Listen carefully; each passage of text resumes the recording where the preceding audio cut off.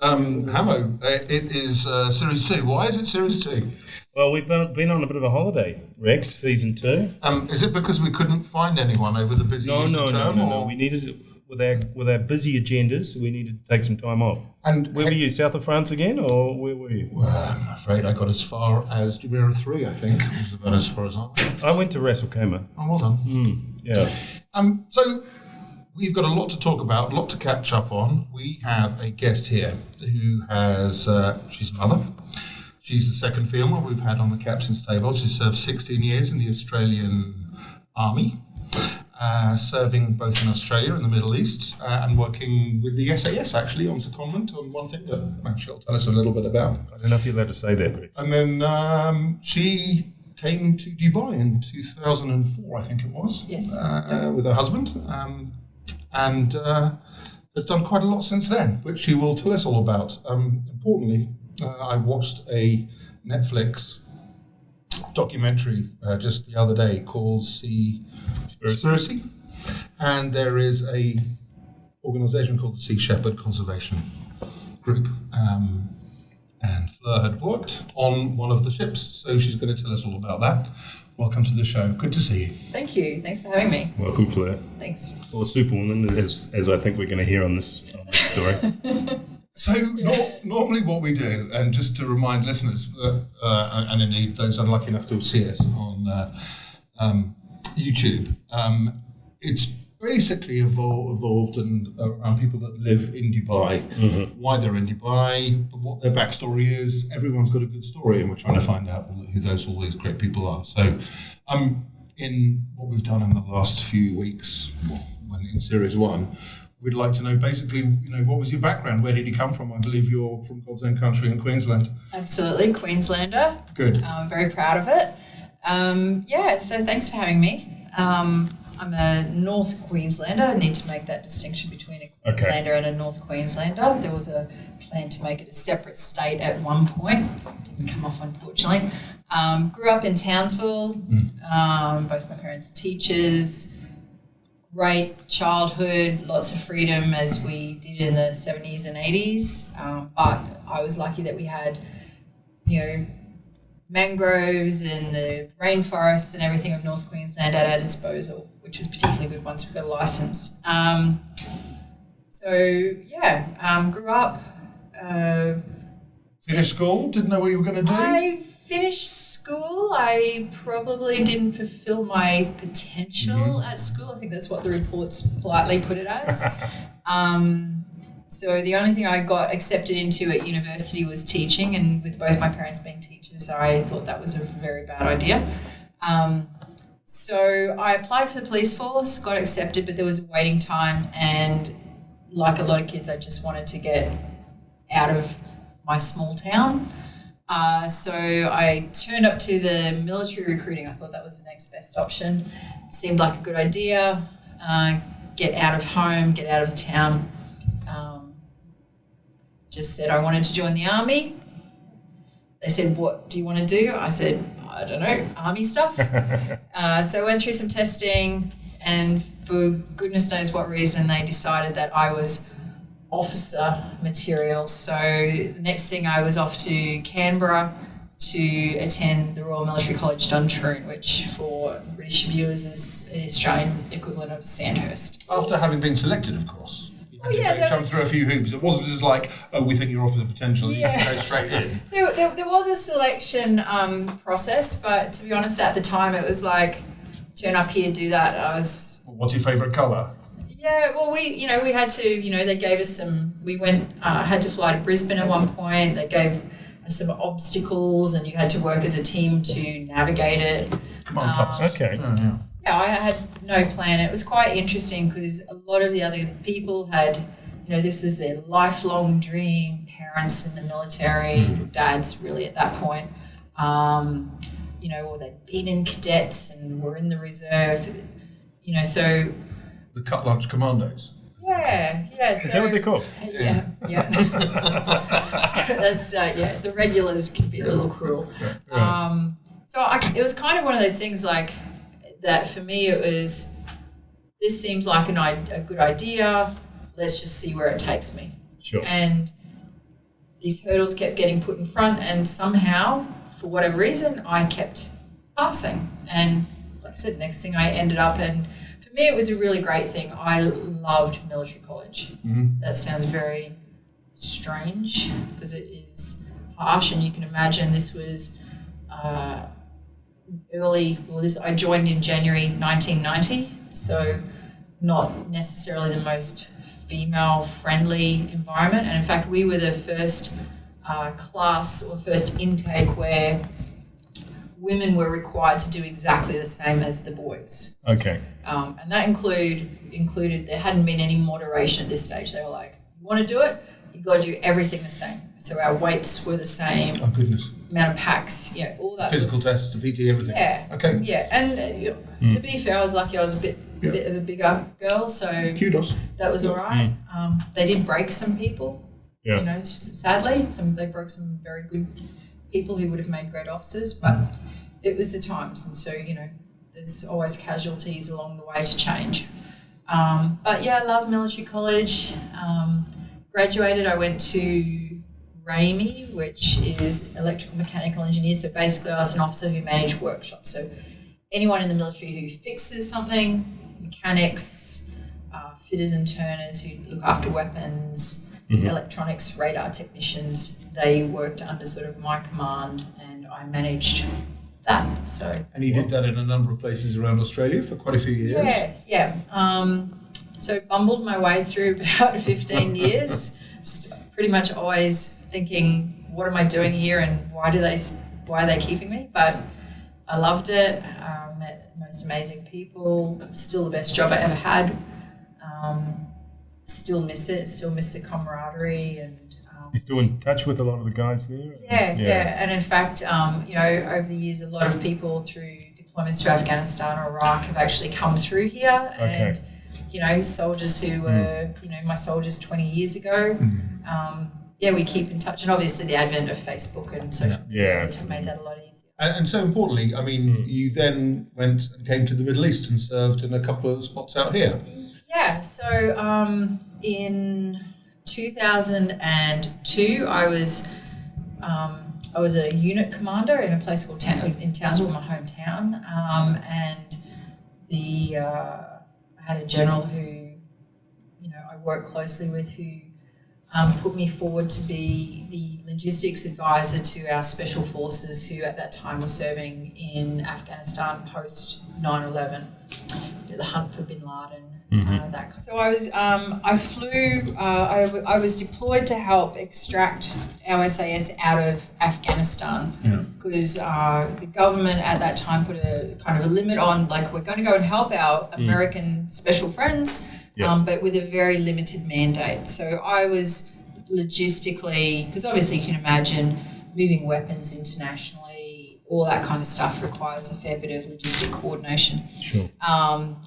Bit of local flavour. I flew, the way I got to the Middle East, most people in Dubai will be familiar with the aircraft down at Barracudas, which is a Russian aircraft, an IL-76 Illusion. And that was actually the type of aircraft that I flew from Perth, Australia to Kuwait on with a Ukrainian crew. So probably one of the more interesting flights. And you had business class? Was it business class? Oh, yeah. Good menu? What were the wines like? Served by a Ukrainian engineer with his overalls tied around his waist with a cigarette in his mouth. So, still going strong. The service was amazing. And where did you stop off? Anywhere interesting? We did a very quick touch and go refuel in Diego Garcia, which was an American base. Yeah. So that was interesting. So got there, quick stops into Afghanistan, and that was supposed to be it, pull them out. We got all the stuff back to Kuwait. Yep. But the next thing, the focus very much turned to Iraq and the whole weapons of mass destruction and removing Saddam Hussein from power, which, whilst the weapons of mass destruction thing has been obviously disproven as a bit of a fraud, I still believe that removing Saddam Hussein from power was a good thing, because he was not a very good. He's a bad actor. Person. Yeah. So I was still working with Special Forces, and the decision was made to base out of Jordan with King Hussein, who was still ruling and alive at that time. And so we moved New Year's Day 2003. I flew to Amman, Jordan, and started setting up the basing. And we had a really interesting base. I could say this because it's all these years later, but we had a really interesting base with the we had the Americans with American Air Force plus the 5th Group from the US Forces, which we had some Delta, lots of Tier 1, and we didn't have British SAS, but we had the SBS were co-located with us as well. And the 5th Group people might not be familiar, but if you've seen the movie Black Hawk Down, yes, about the operations in Somalia, that was 5th Group. And so this was not long after that. So there was some of the guys, so we actually got to talk to some of the guys who'd been on that operation in Mogadishu. So, Mogadishu. Bless you. Great movie. So interesting stories. So, so then I spent quite a few months there.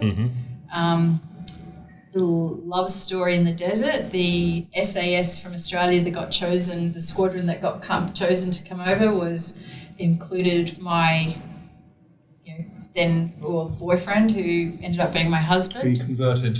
Yeah. So it was quite a, in they flew, they touched down, and I was on my quad bike. Hi, honey. So welcome. So that was interesting. Obviously a little strange, because once they went across the wire and were fighting in Iraq, we had a thing called Blue Force Tracker. So you could see it, we could listen to all their comms and see them. So I actually knew exactly where he was when he was in combat, and could listen to it. As opposed to most other wives who are back home in Geelong or... blissful ignorance. Yeah, absolutely. Yeah, so a little different, but... Yeah. So, and that was towards the end of your career. So basically, scroll on to what I think is 2004. So you retire as a major in the army. Yeah. And your husband takes up a role out here, and that's basically what took you to Dubai. Yeah, we made there was a lot of work opportunities over here past, post the Iraq War. Yeah. So we thought that we'd both done. My husband had been to the first Gulf War with the New Zealand Navy, right? The nearly Gulf War in '98 with the Australian SAS, and then the next Gulf War. So we figured we'd both done enough time, and that this would be a new opportunity. So we moved to Dubai. How did you find Dubai when you first came here? It was good. Like pretty much slotted straight in. I always joke and say that Sam found a rugby club before he found schools, a house, a car, or anything else. And that was the Dubai Dragons. And I think once, Hamo, you guys know about how sport works here. And, exactly. Once you find Get in the your network. tribe, and the Dragons were our tribe. And, there's, everything kind of fell into place. Lifelong friends from there. I found my first job working with a company called Olive Group at the old Darjeeling Cricket Club. Right. Yeah. Post-match, drinks. So it kind of went from there. Fantastic. Yeah. And Dubai's been good to you all the way through? Yes, brilliant. Work's been good, travel's been amazing, schooling. Both my daughters came over here. They were in year 1 and year 4 when we arrived. They both went right through the English college. Okay, yep. Know it well. Yes.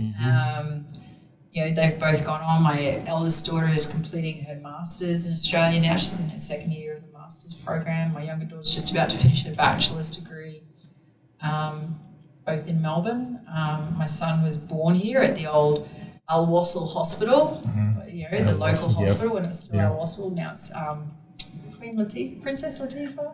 I'm not sure. Yeah, Latifah Hospital. Yeah. So we've had kind of the full Dubai experience. Yeah. And like everybody, we came for 2 to 5. Yeah. Yeah.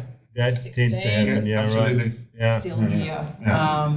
My son's now 14 at Jess Ranches. Okay. Mad rugby player. Yeah. So we get to kind of a juncture when you start talking about your youngest, and we were just having a quick chat beforehand, and really I think the timing is so perfect because of this documentary that's on Netflix at the moment called Seaspiracy.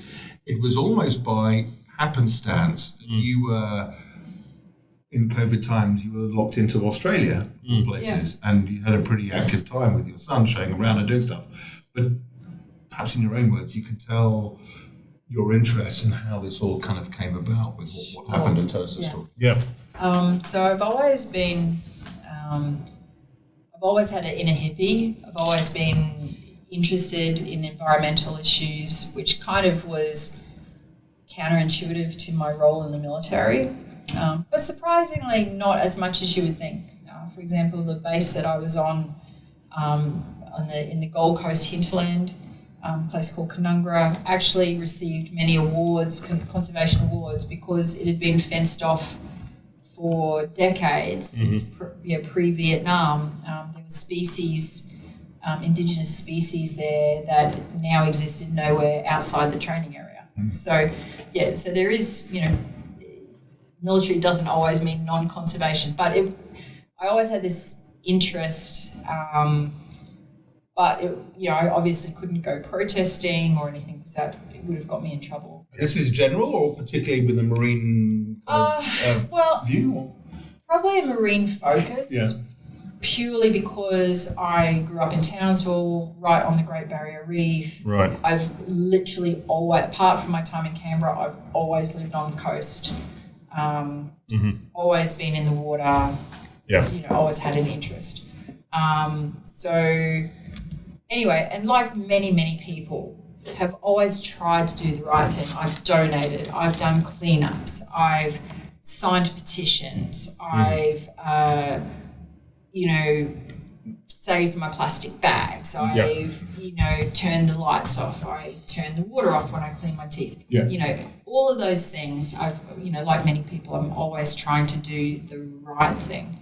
And then while we're in Australia, a lot more time on the internet. So. And you were stuck there, weren't you, for quite a while? we went for just a couple of weeks to see my daughters in Melbourne, which I'm glad we did now, even though we got stuck because Australia, I saw an article today that said, international travel potentially won't be back to normal until 2024. Yeah. Which with elderly parents and my two daughters is quite, daunting prospect. So we were stuck there because the UAE closed its border to residents. That's a whole nother podcast. But to say the least, you made the most of it, didn't you? We did. We had we managed to travel internally. I got to take my son to the outback. We went up to the Port Douglas and the Daintree in my dad's truck, off-roading, and literally we had the place to ourselves, which will never ever happen again. It's usually, because it's such a beautiful spot, it's full of tourists, rightly so, but there were no tourists, so we had the place completely to ourselves. And equally you managed to then find yourself down a few rabbit holes on the internet, right? Yeah, and I particularly found myself looking at the work of a group called Sea Shepherd, who I've followed for many years. I've really admired the work that they did. And what do they do? Okay, so Sea Shepherd is a marine conservation organisation set up by Captain Paul Watson. Paul was one of the original founders of Greenpeace. University-based, students protest in Canada. They set up this organisation. But Paul was always a little out of step with the other members. He, whilst obviously legislation and governmental support is going to be the long-term foundation of any change, he felt that the pace of change by just pursuing those kinds of routes was going to be too slow. So he believed that a lot of the real monumental change that had happened in organisations all over the world, whether it's civil rights or other causes, had come from direct action, and that put him a little out of step with the other members of Greenpeace, and effectively he got kicked out. Mm-hmm. Okay. So he then bought a boat. Yep. Found a couple of people to crew it, and off they went to the oceans to try to stop a whale hunt. Right. There's a fantastic movie, I think it's maybe on National Geographic, I'm not sure at the moment. You can find it anyway, called Watson, which tells the story. Amazing, mate. Controversial, absolutely unapologetically uncompromising. Because he took them head on, didn't he? Yep. Ramming the boats. Yep. And unapologetically, because, and the people who were doing it were always in the wrong. Sure. And as Paul very much says, he doesn't actually care for the opinions of governments or humans. His clients, as he called them, are those who can't speak for themselves, which is the marine creatures. Yep. And if nobody stands up and advocates for them, then they will disappear. Yep. And as from the start of it, when it started off with one boat, it's now become quite a successful organisation. Yeah, so I can't tell you the exact number of boats, but it is the largest non-military navy in the world.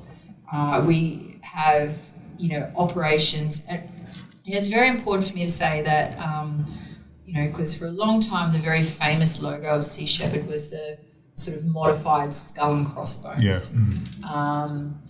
Which I think some people take as an idea that it's an illegal, and actually in a few places for many years, I think UK, definitely Japan, they were classified as terrorists, terrorists. Okay. But pretty much everywhere around the world, everywhere around the world now, they're operating with legal authority and often hand in hand in official government partnerships. Supporting governments, often in places where governments want to do something. So, for example, in Mexico, where I was working, the government has declared a no fishing area. They've put the legal framework in place, but they just don't have the resources to man it and monitor it. So this is where Sea Shepherd, the space in which Sea Shepherd is looking to work, where they're working hand in hand with governments. The same thing's happening in Africa right at this moment, in Liberia, and Gabon. And that's what's featured in the current Netflix documentary. Yes. Now, you said we've kind of skipped a bit of a jump. We were talking about you going down rabbit holes. How did it all start? What happened? So down one of the rabbit holes, I found a link that said, how can you help? Obviously, there's the donations, join your local chapter, but in the UAE there isn't. And there was join a Sea Shepherd crew, which caught my eyes straight away. But kind of thought, I'm a 49-year-old mum of 3, not really any marine experience, don't know how to tie a nautical knot. Yeah. But what the hell? So I got online and applied. Bit of story about myself. You upload your CV. You pay a fee, but for me, it's an amount that I would donate happily anyway to the cause. So, and I honestly didn't expect to hear anything back, but it was really only a couple of weeks where I got an email asking me would I be interested in doing a Skype interview. So I did. And next thing you know, What kind of questions did they ask you on that thing? It was just some more information about my background. Right. It was kind of just a military spy or something as well. I think they were quite interested in my military background. Yeah, sure. I think the fact that by the virtue of having been military, they immediately make assumptions that they can throw you into a hostile environment and you're not kind of going to be that person going, but my mattress is not comfortable, or it's too cold, or it's too hot, but I need to get my 8 hours sleep. so for them it's a bonus because they kind of already know that you've got a mindset where you can deal with a bit of hardship. And equally, I mean, with brushes with New Zealand authorities with Greenpeace, they're probably equally trying to just make sure that you're not trying to get in on the inside as well. Yeah, so possibly. I mean, that's a rather cynical. Refreshingly cynical thing that you have when you become older, but obviously they pass past that very quickly, and they just realise that you've got some metal, and you're not going to be complaining that you can feel the pee under your mattress. Exactly. Which was a very thin mattress in a cabin with 9. So we were in the aft cabin of 9 people sleeping in there. They're all metal. Not enough room to sit up. It's like a little metal coffin with my head basically on the generator. And I got to tell you, I've never slept better. It's crazy. I was sleeping, when we didn't have nets to pull or duties, happily sleep 7-8 hours. So you got through the whole process? Yeah. And so the operation that they asked me to join was called Operation Milagro. Okay. Milagro in Spanish means miracle, and it's an operation based out of a place called San Felipe in Mexico, which is. And sorry to interrupt, but you had choices of where you could go? No, at that time they offered me this. This was campaign. ready to go. Okay, yeah, sure. they do have obviously campaigns everywhere, but this was the campaign that they offered, and it took a bit of organising. Being away, staying at school, managing all that. But and quite funny, I actually asked my girlfriends here in Dubai about it before I asked my husband because I knew without their support I wouldn't be able to do it. Sure. So anyway, they were like, hell yes, let's go. So it happened. I flew off to Mexico in late November and joined the crew. I was deckhand 3, which is the bottom of the food chain on the ship, and with a lot to learn, but happy with that. Just someone who's happy to work hard. It's everybody in the crew going on for the first time, or no. So that's the reason you were deckhand 3 because people were on their second entry level. Okay, there were people who were. And this was one of the amazing things for me. And there's a lot of very caring, giving, socially conscious people here in Dubai. But, some of these people I met, literally have their backpack on their back, their boots on their feet, and their clothes on their back. And between campaigns, they may go back and work construction or wait tables. They're literally only earning enough money to get them back on a plane because you pay for yourself to get there. It's completely voluntary. Extraordinary. And that, their lives are completely committed to the cause. I kind of felt a bit of an imposter, even though I've learned so much because for me it was a little bit of an adventure at the time, which has turned into a lot more. But these are people, one of the brilliant guys I worked with on the deck crew, we worked hard. We're the guys scrubbing the heads, sweeping the floors, literally scrubbing the decks, pulling up the nets, doing all of the manual labour on the boats. And this one guy, he, British, kind of at 15 was protesting against the fox hunts and just has worked in Bolivia with primates and, literally doesn't have any material goods to his name, but that's his life choices. And, to me, these people who are so 100% committed to making the planet better was a very humbling experience for me. I can understand. Like I said, there's a lot of really amazing, socially conscious, giving people here in Dubai, but it's a different level. Yeah. It really was a different level to meet these people who, walk the walk. Do you think that Sea Shepherd conservation is probably a little bit too volatile to have as an operation out in the region?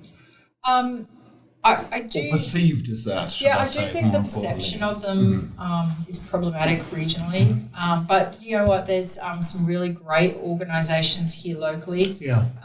There's a fantastic organisation run by an amazing woman, Natalie Banks, called ASRAC. Okay. And they do really amazing work here. So, you know, if there was anybody out there who was looking to get involved and active locally, they are a great... And are they a registered charity of sorts? Yes, Okay, good. Yep, all ASRAC. registered. Okay. Yeah, AZRAQ. We'll put it on the Instagram. Fantastic organisation doing a lot of good work. Everything from sustainable clothing to turtle surveys, going out, you know, checking reefs. And have you been involved at all with that? I've just started getting involved. Right. You know, to become a signed up member is 150 dirhams a year. I'd be very interested in doing that. Yeah, let's do that. You know, and they have a lot of activities that you can get involved in, some really good discussions. Another organisation that people can get involved in is, just look it on Instagram, it's called Ahlan wa Sahlan, you know, so, and they do a lot of desert and beach cleanups. Brilliant. Quite simple things to do. Very simple. And, you know, I've been down to some of their cleanups.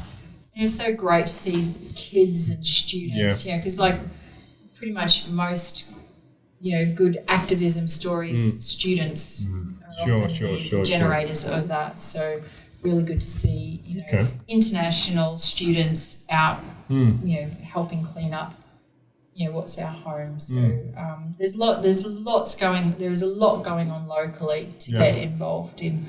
But obviously Sea Shepherd is kind of, you know, my passion at the moment, and I'm very much looking to go back. Yes, absolutely. Yeah, I was going to say that was the thing I was going to ask. You know, I've got some opportunities. At the moment, I need to, you know, put family first. So it is always a balance.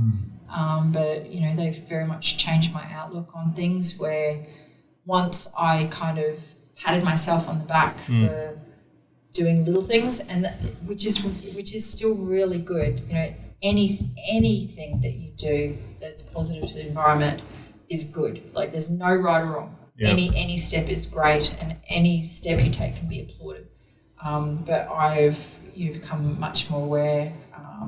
I don't call myself vegan, but I am really working hard to live a mostly plant-based life, because I think the more you get educated about the methods of which stuff ends up on our plates. The amount of water as well, when you realise about with cattle. It's a phenomenal amount of water, the cost of being able to support that, and then of course of the methane output, and it's there's a lot of people on this planet, and it takes a lot of energy to feed them. Exactly, and that's one of the things. It is very confusing. There's so much information. There's so much conflicting information. That's right. And you know, getting back to Seaspiracy, which is obviously very topical and very controversial. There's a lot of people coming out saying they've played fast and loose with facts. One of the things the important thing for this documentary, and disclaimer, it was co-produced with Sea Shepherd, so obviously I have a supporting interest in there, and obviously there's some bias there, but a lot of the people who spoke, Peter Hammerschmidt, who very famous from Whale Wars, he started with Sea Shepherd as a deckhand in the day, and now is heading up Sea Shepherd Conservation Society out of the US. He came down and visited us in Mexico. Has spent, I don't even know how much time he's spent on the ocean, but he's seen it. Everything you're talking about, he's seen. So I would just ask people to watch Seaspiracy with an open mind and not have the preconceptions, and understand too. So this is not a piece of peer-reviewed scientific, documentary. This is our guy, and he very much says at the start, he was horrified at whales being beached. And so he started a journey. And it was because of plastics. So he started a journey of, And he makes fun of himself. He goes, so I became the plastic police. That's right, yeah. You know, and then it shows his journey of, but, you know, then he discovered something else, and then he discovered something else. It's not everybody's journey, it's his journey, and it does shine a light on the fact that commercial fishing is a major contributor to the decline of fish stocks. And despite, you know, I've read a lot on both sides of it, and the interesting thing is that even though people debate some of the science in it, what I have not seen is I have not seen one single scientific expert come out and say it's all good, carry on. No, exactly. There's an underlining message there, and it's that we're overfishing the resource of the ocean. And even though in Seaspiracy the message is don't eat fish, I know that's not going to work for everybody, but the simple fact is the maths doesn't add up. You've got fish stock and you've got consumption, and our population's growing, but at the level of consumption that we currently have, the ocean cannot keep providing it. And they talk about sustainable fishing. Sustainable fishing cannot support the current demand. So somehow we're going to have to reduce demand. You know, so I grew up in North Queensland. My dad would go down on a Saturday, you know, to the pub, and his mate would come off the trawler with a couple of kilos of fresh prawns and a few massive mud crabs, and we'd cook them up and just eat them straight out of the pot. I love seafood. It's probably, you know, anytime I would go to brunch, I would go straight to the seafood, and if I ate nothing else, that was it. But and I love it, but I can't. Well, especially when you were saying earlier about that net that you saw on the ship. Yeah. So back to, I went to Mexico. What the campaign there is about is in the upper Gulf of California, which is the body of water, the Sea of Cortez, which is between Baja, which is the peninsula that comes down basically from San Diego down to Cabo, and the Mexican mainland is the Sea of Cortez, upper Gulf of California. And there's a very small porpoise there. It's really cute. It looks like a panda. It's got black things around its eyes. It's tiny. It's a metre and a bit long. And these creatures, gorgeous little creatures, are, you know, they estimate there's between 6 and 18. It's probably, the realistic estimate is probably more the lower end remaining. But for a creature to be declared extinct, they do surveys every year that Sea Shepherd supports. I mean, Sea Shepherd does work a lot with scientists, as well as the sort of, you know, the battles that they have. They do a lot of work with scientists on board doing surveys and stuff around the world. So they'd have to have 3 years of no sightings before you could declare it extinct. I mean, there's some other scientific measures and stuff, but, you know, it's quite complicated. But and the reason the vaquita is going extinct, nobody's hunting a vaquita. Vaquita actually means little cow. It's like this, they call it a little cow. The reason it's going extinct is because there is a fish in the Gulf of California called the totoaba, and the totoaba has an organ called a swim bladder, and that, when extracted and dried in China, is sold for huge amounts for medicinal purposes, which there's no scientific evidence that it has any medicinal properties. Sure. And it's also a status symbol, so it's given as gifts. Okay. And like with anything that's worth a lot of money in Mexico, it's run by the cartels. So the fishermen, you know, very much like the drug trade, are lured by big dollars, and then they're beholden to the cartel owners. They are forced to buy these nets for huge amounts of money, then they're in debt, etc., etc. So it's very similar. It's run in exactly the same way as the drug trade. So they're fishing for the totoaba and these nets. And as I was saying to you guys, we pulled one net out. This was just one example. And this net we pulled out, we have marine biologists on board. They measured, and it's all documented and information provided to the government. So it's all on the record. this net was about 620 metres long and 10 metres high. So if you can imagine a volleyball net, because they have lead weights on the bottom, so it sits on the ocean floor, and floats on the top, so it sits upright. So it's like a volleyball net that is 10 metres tall and over 600 metres long, sitting in the ocean. And nothing can escape it. It's a wall of death. Yeah, right. It is absolutely a wall of death. It catches everything. Turtles, dolphins, even whales, stingrays, other fish, and unfortunately the vaquita.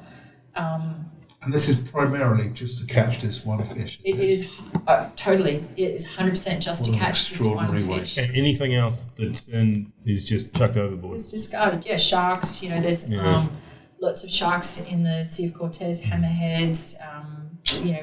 Lemon shark, blue sharks, mako sharks.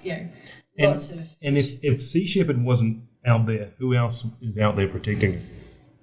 So the Mexican Navy, we had them in support, but they just, they patrol. Whereas the thing is, and when Milagro first started, 6-7 years ago, what they were pulling up was a lot of ghost nets. And a ghost net is a net that's been abandoned by the fishermen, and it's just floating and catching everything, and it ends up all wound up, and because there's dead fish in it, dead creatures in it, it becomes attractive, and then other creatures, so it's a cycle. And over the years in the Vaquita Refuge, so there's a smaller area which is a zero fishing area. You can't do any fishing in there, and that was primarily the area we would patrol. And then there's a larger area which we also patrolled, which there's still no fishing, but it's not the concentrated area which we focused on. Years ago, they pulled up lots of ghost net, but through the efforts of Sea Shepherd and obviously the Mexican government as well. Now, when I went, we literally found no ghost nets, and it's actually forced the fishermen to change their. Well, I call them fishermen, but technically they're poachers because they're fishing illegally, right? So we pulled in very few nets that had a lot of marine creatures in, because they know that we're patrolling so actively. The fishermen will now sit where they used to go and lay a net and go away for days and maybe come back later. Now they know that if they don't protect it, it'll get taken. We will get it, and then they will be in debt still to the cartel. So they actually now sit on it, and if they see us coming, we'd be grappling it, they'd be battling, and it's a war. Our ship was bombed with Molotov cocktails. We had leads fired at us. We had to do all our work in body armor and ballistic helmets. Really? Yeah. And what do you have, water cannon or anything? We have the fire hose. Yeah. It's always a fun job, on the bow. Sea Shepherd is non-violent. Yeah. So completely, so even with the fire hose, we were not permitted to point the fire hose at the fishermen. We could fill their boat so that they were forced to stop doing what they were doing and bail, or we could point it at the engine console to try to disable their boat, but not at the individuals, because that's and was this every day? Were you taking them every day? A battle like this would happen? Yeah, and they have great communication. So if they knew we were pulling a net, suddenly you'd get the fishing boats they are called pangas. So suddenly pangas would start appearing and circling and throwing things. But you would never back off? No. Well, yeah, we did. There were times where we'd cut the net, put a GPS coordinate to try to come back, or sometimes we'd effectively end up in a tug of war with them pulling the net and us pulling the net, and we would cut the net. Sure. You manage it. So. Crikey. Yeah, it's And this was for how long were you out there for? I was there for almost 3 months. Okay. Overall. So, and it's quite horrifying when you think that where we were, San Felipe, you're only a few hours drive from Los Angeles. Yeah, right. You know, you're not in the middle of nowhere. You know, not in the middle of deepest, darkest Africa. You know, thousands of kilometers away from civilization. You're literally a few. You know, you can drive there. Yeah. You can get in your car from LA, drive down to San Diego, across the border to Mexicali, and from Mexicali, it's an hour and a bit drive. So if you were to do another project with them and do anywhere in the world, obviously you're not going to be cutting nets the whole time. What would other objectives be in other parts of the world?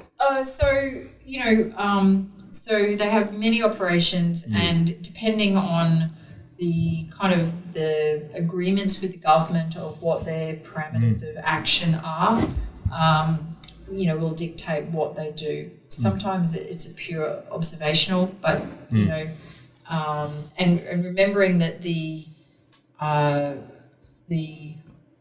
ability to conduct action always stays with the sovereign government there. So, for example, it's their remit to you. Yeah. So, example, we're in Mexico. We had Marinas, which is Mexican Navy, on board. On board. Yeah. Okay. All time. So we had 4 Navy. Quite often they also have other authorities. So Conapesca in Mexico, which is like their fisheries or their environmental agencies, will often have their observers on board. But any authority we're there we're pulling up nets. We're not fighting.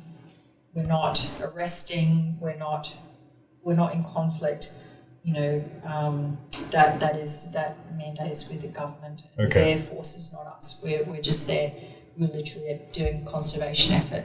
But there's a lot of operations at the moment. There's operations going on in France because Operation Bycatch, which there's over 10,000 dolphins taken as bycatch every year off France as part of when in the France commercial fishing industry, which most of the French were completely unaware of these kind of numbers.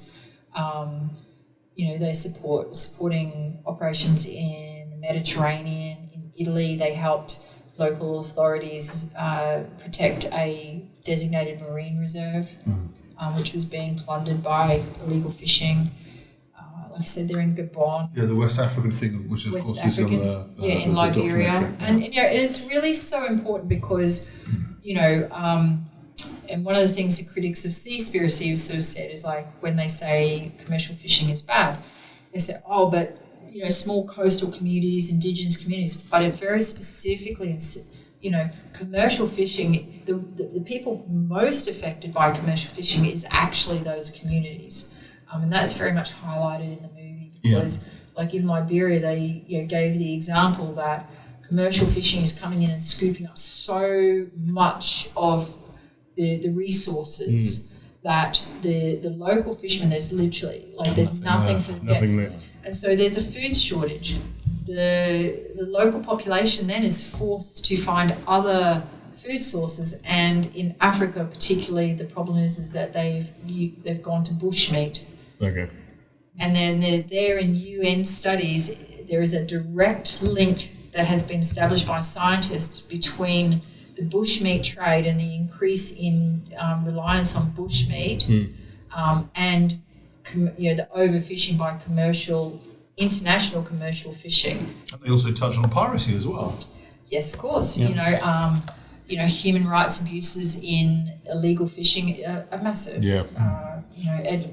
Watch the film. It highlights it, and then from the film, I would recommend that the film is not the be all and end all. Like I said earlier, it's a guy's story of his journey of discovery. I think it's absolutely an overriding message, which is abundantly clear and quite gut wrenching, without necessarily touching on heartstrings and a few things that as the cynic and as can always say. But I think it's very clear and it's very obvious.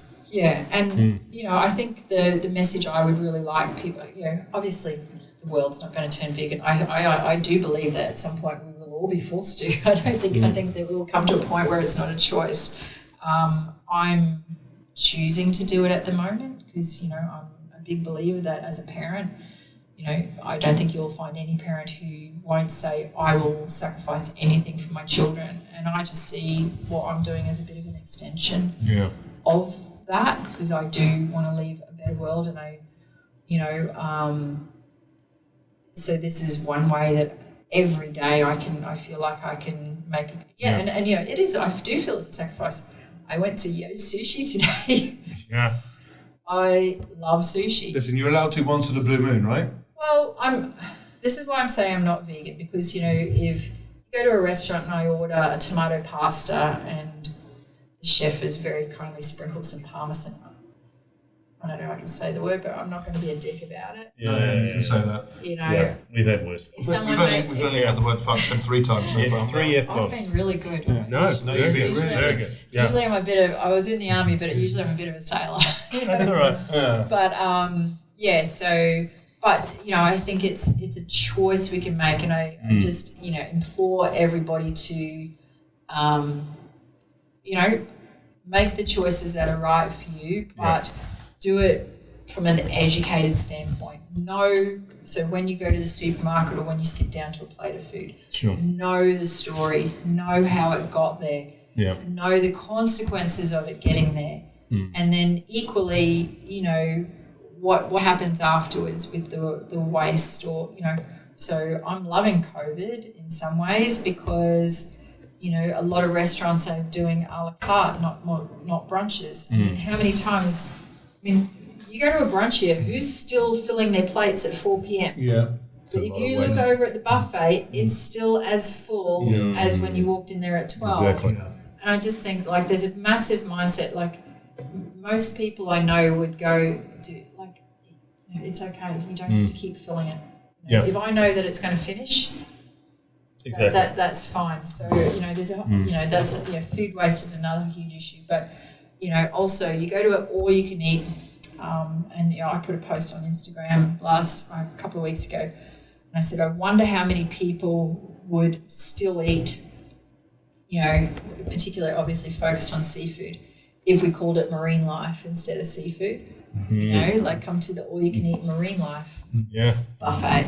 And if the creatures killed in bycatch were actually there on the buffet with it, how appealing would all the crab legs and shrimp be if there's a dead dolphin sitting right in the middle? But that's the reality. There's 100 million plus sharks killed per year, and Seaspiracy gives some very good education on that. Purely for the fin? Well, no, not purely for the fin. Half of those, at least half, probably 50 million are bycatch. Yeah, right. They're just there. But, there's a great guy Paul Gelder, who's ex-Australian Army Commando, who features in Seaspiracy. I've followed him for a while.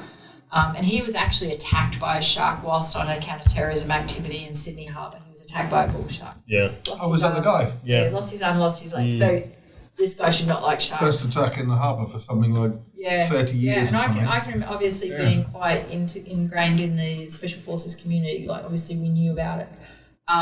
But, he's done an absolute power of work for promoting shark conservation, because the simple thing is, and there's, again, watch the movie. Yeah. I'm kind of a bit promoting it, but there's a lot of really good takeaways from it, where they give a really good graphic that says you take out the top predators, the second level predators expand, because there's no natural population control. They then eat, the third layer, and so then they starve, and so this continues. So, eventually. There's a great quote by Paul in the movie where he goes, "We shouldn't be afraid of having sharks in the ocean. We should be afraid of not having sharks in the ocean." Again, going back to, a bit of a hero of mine, Paul Watson, who says, if the oceans die, we all die. Yeah. And it really is as simple as that.